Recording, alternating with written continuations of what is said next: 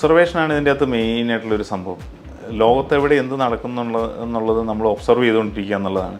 എന്നെ സംബന്ധിച്ചോളം ഞാൻ എവിടെ എക്സിബിഷൻസ് ഉണ്ടെങ്കിലും ഞാൻ പോകും. അത് എവിടെയാണേലും ഇറ്റലി, ജർമ്മനി, ചൈന, അങ്ങനെ എവിടെ എക്സിബിഷൻ ഉണ്ടെങ്കിലും ഞാനത് പാർട്ടിസിപ്പേറ്റ് ചെയ്യും.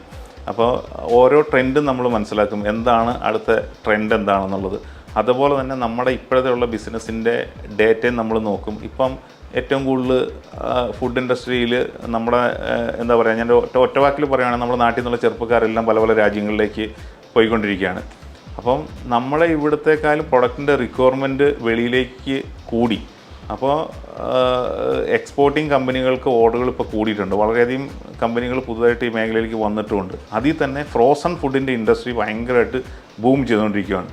അപ്പോൾ ഞങ്ങൾ ഒരു വർഷം മുമ്പ് തൊട്ടിട്ട് ഫ്രോസൺ ഫുഡിൽ കുറേ അധികം പ്രൊജക്റ്റുകൾ ചെയ്തു തുടങ്ങിയിരുന്നു. ഇപ്പം ഞങ്ങൾ കമ്പനിയിൽ ഏറ്റവും കൂടുതൽ ഓർഡർ വന്നിരിക്കുന്നത് ഫ്രോസൺ ഫുഡിൽ നിന്നാണ്. അത് കേരളത്തിൽ വളരെയധികം കമ്പനികൾ ഇപ്പോൾ പുതുതായിട്ട് വന്നിട്ടുമുണ്ട്. അവരിൽ നിന്ന് നല്ല ബിസിനസ് ഞങ്ങൾക്ക് കിട്ടുന്നുമുണ്ട്.